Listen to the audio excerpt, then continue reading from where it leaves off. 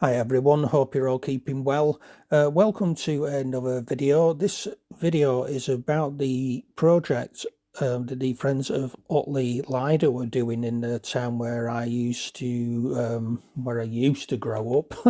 Actually, where I did grow up, should I say.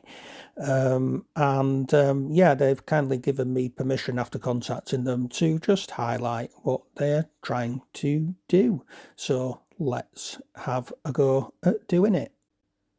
The story begins post-World War One, where there was a shortage of housing in Britain and much of it was poor quality and overcrowded.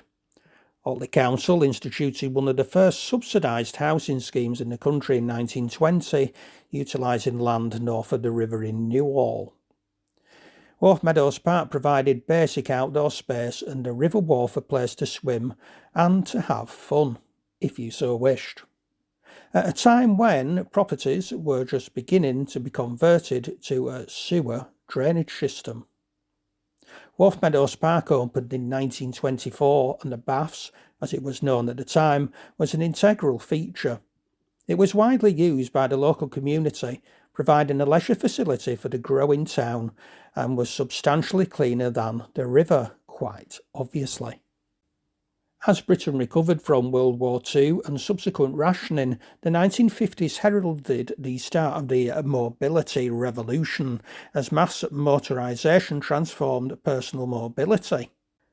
In many ways, Otley Baths' heyday was in the 1960s. By that time, the Baths, or outdoor pool, as it was increasingly being called, had transformed from a baths for residents of Otley to an outdoor pool for both the town and the wider community.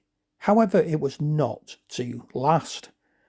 By the time of its closure in 1993, it was simply known as the outdoor pool, to distinguish it from the indoor Chippendale pool based at Prince Henry's Grammar School. A fault with the pumping system proved terminal. However, the pool and the buildings were dated and were in need of upgrading and modernisation.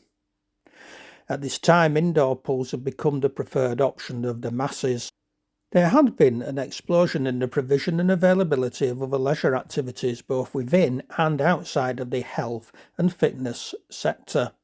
Indeed, many local authority Lidos were closed in the 1990s. However, Lidos are now seeing a resurgence, with many closed in the 1990s now being reopened or supported by campaigns to reopen them.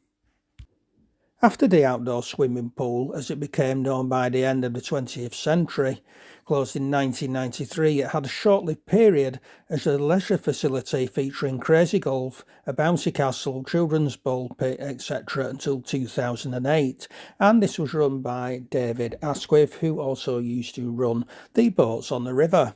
It now stands derelict apart from the Wharfemeadows Bowling Club in Wharfemeadows Park. This is a popular and otherwise attractive riverside park featuring a children's play area, boats, skateboard park, tennis courts and scenic walks, and I personally would recommend a visit to Otley and a walk in this park. The Lido site is relatively compact with a culvert running beneath it. The existing buildings are in a state of disrepair, but may have the potential to be renovated under the Society's future plans. This obviously will be subject to structural surveys and functional and financial viability considerations. The venue has the potential to boast amazing views across Lower Wharfedale. Its location on the banks of the River Wharfe, with a southern aspect facing Shevin, and the western aspect providing unobstructed views to the west. So to finish this video, we'll be looking more at the Friends of Otley Lido plans. In January 2025, FMG Consulting, a lead sports and leisure consultancy in partnership with Saunders Boston Architects, completed a feasibility study and outline business plan for the redevelopment of Otley Lido. Both companies and the teams working on the project have considerable expertise in leisure facilities, pools and Lidos. Working with the Friends of Otley Lido, these companies undertook market analysis for the proposed facilities, developed concept designs and indicative capital costs, and produced financial models and the associated outline business plan. So basically what all of this meant was that it has established a feasible and viable plan to sustain a heated pool, open seasonally for 6 months of the year, as the centrepiece of a year-round community health and wellness hub. This has received overwhelmingly positive feedback from key stakeholders and submitted an outline business plan to Leeds City Council, and subject to the Council's continued support, they will continue to progress the project, including undertaking further stakeholder consultation and consulting and seeking opinion from the local community.